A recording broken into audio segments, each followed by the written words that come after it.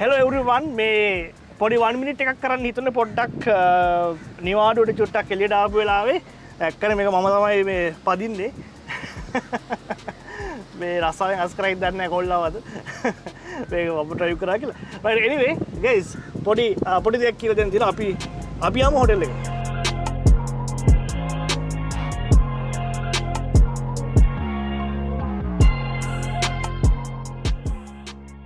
Guys, අපි දැන් මොකක් හරි දෙයක් කරා නම් හරි කියලා අපි කොහොමද කියන්නේ අපි සාමාන්‍යයෙන් නිතරම අපේ daily life එකේ නිතරම කියන දෙයක් තමයි ඔයා ඔෆිස් එකේ ඉන්නකොට ඔෆිස් එකේ ඉන්න කෙනෙක්ට වත් එකේ ඉන්න කෙනෙක්ට ඔයා ස්ටඩීස්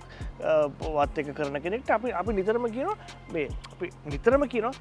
මොකක් හරි කරා නම් හරි මම කියනවා ඔයා ඉඳගත්තා නම් හරි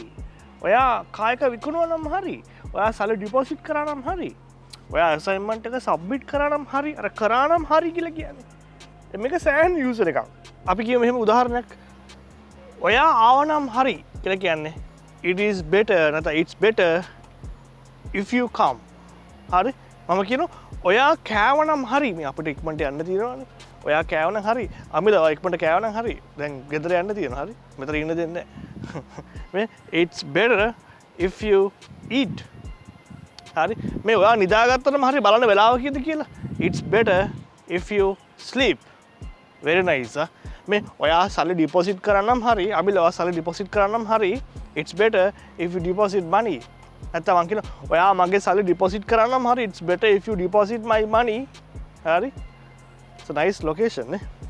හරිද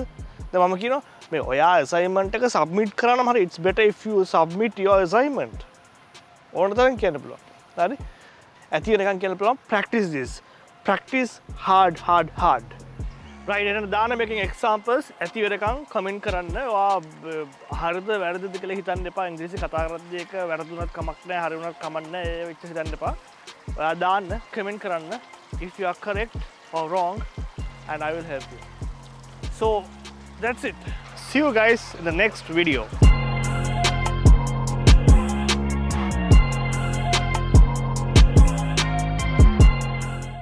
Spoken English by Malith Kodagoda. Sampradayika Ingrisi ඉගැන්වීම් කලාවෙන් ඔබට